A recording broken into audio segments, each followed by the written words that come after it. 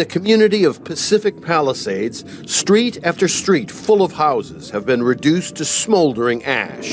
یہ شعلے صرف زمین نہیں جلاتے، یہ خوابوں کو راک کر دیتے ہیں اور امیدوں کو بھی ختم کر دیتے ہیں۔ لاس اینجلس کی آگ ہو یا فلسطین کے جلتے گھر، کہانی مختلف ہو سکتی ہے لیکن دکھ، درد اور آزمائش ایک جیسی ہے۔ یہ کہانی انسانیت کے امتحان کی ہے۔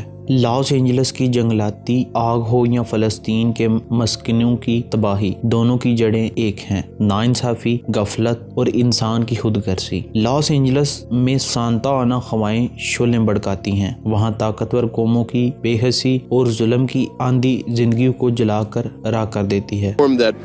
Meteorologists say this area is not seen in a century.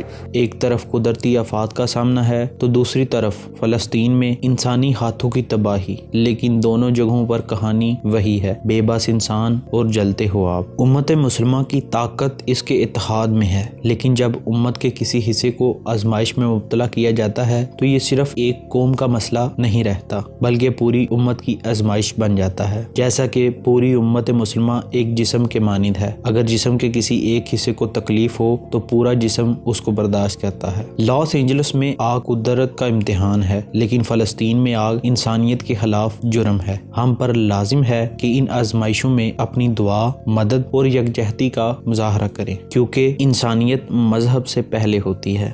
Los Angeles کی آگ ہر سال ہزاروں لوگوں کو بے گھر کر دیتی ہے، لیکن فلسطین میں یہ بے گھری دہائیوں سے جاری ہے۔ وہاں آگ صرف زمین کو نہیں جلاتی، دلوں کو بھی زخمی کر دیتی ہے۔ یہ آگ صرف انسانوں کے گھروں کو نہیں، ان کے دلوں کو بھی متاثر کرتی ہے، اور یہ امت مسلمہ کے لیے ایک چیخ ہے، ایک پکار کہ وہ اپنی ذمہ داری کو پہچانے اور اس دکھ کو کم کرنے کے لیے آگے بڑھے۔ سانتا آنا ہوائیں، جنہیں لاس اینجلس کے فائر فائٹرز اپنے سب سے بڑے دشمن کے طور پر دیکھتے ہیں، ان شعلوں کو ہوا دیتی ہیں۔ یہ ہوائیں 60 میل فی گھنٹہ کی رفتار سے دوڑتی ہیں، ایک چنگاری کو پورے شہر کے لیے خطرہ بنا دیتی ہیں۔ جب باقی دنیا گھر چھوڑ کر اپنی جان بچا کر بھاگتی ہے، یہ فائر فائٹر خود آگ میں کود پڑتے ہیں تاکہ دوسرے لوگوں کو بچا سکیں۔ لاس اینجلس کے فائر فائٹرز وہ سپاہی ہیں جو ہر سال شعلوں کے سامنے سینہ تان کر کھڑے ہوتے ہیں۔ ہم جانتے ہیں کہ ہر لمحہ اہم ہے۔ سانتا آنا ہوائیں، خشک جھاڑیاں اور آگ کی شدت، یہ سب مل کر حالات کو ہمارے خلاف کر دیتے ہیں، لیکن ہم یہاں زندگیاں بچانے آئے ہیں، چاہے خطرہ کتنا ہی بڑا کیوں نہ ہو، یہ فائر فائٹرز کا کہنا ہے۔ شروعات میں یہ آگ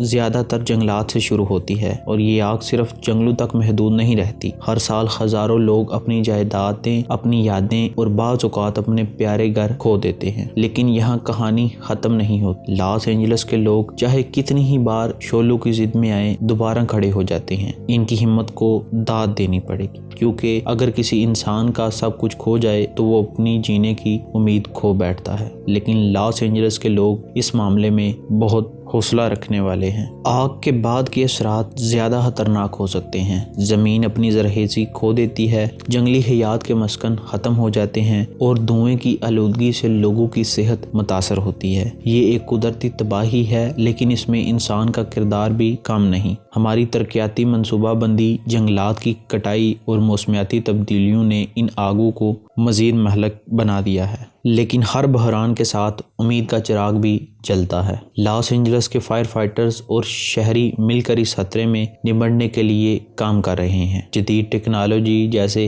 ایئر ٹینکرز، ڈرونز اور آگ کی پیشن گوئیوں کے ماڈلز نے آگ سے لڑنے کے عمل کو زیادہ مؤثر بنا دیا ہے۔ یہ صرف آگ سے جنگ نہیں بلکہ مستقبل کے لیے تیاری ہے۔ لاس اینجلس کی آگ اور فلسطین کا دکھ دونوں ہمیں ایک سبق دیتے ہیں کہ آزمائش چاہے قدرتی ہو یا انسانوں کے ہاتھوں پیدا کی گئی، اس کا سامنا صرف اتحاد، ہمدردی اور انسانیت کے اصولوں کے ذریعے ہی کیا جا سکتا ہے۔ لاس اینجلس کی آگ بجھائی جا سکتی ہے اور فلسطین کی تباہی کی راکھ سے امید کے چراغ جلائے جا سکتے ہیں۔ ان دونوں کہانیوں میں یہ پیغام پوشیدہ ہے کہ انسانیت کا سب سے بڑا امتحان یہی ہے کہ وہ مشکل وقت میں ایک دوسرے کے لیے کھڑی ہوں۔ اپنی ذات سے بڑھ کر سوچیں اور ظلم کے خلاف آواز بلند کریں۔ یہ زمین سب کی ہے، یہ دنیا ہم سب کی ہے، اور جب ہم ایک دوسرے کے دکھ کو اپنا سمجھیں گے تبھی یہ دنیا ایک بہتر جگہ بنے گی، اور تباہی کے بعد جو باقی رہتا ہے وہ صرف محبت، امید اور اتحاد ہے۔ ظلم کے شعلے بجھائے جا سکتے ہیں اور زمین پر امن کے بیج بوئے جا سکتے ہیں۔ اگر ہم متحد ہو جائیں تو نہ کوئی آگ ہمیں جلا سکتی ہے اور نہ کوئی ظلم ہمیں جھکا سکتا ہے، مگر وہ جو اللہ چاہے۔ یہ زمین ہماری ہے اور انسانیت ہماری ذمہ داری ہے۔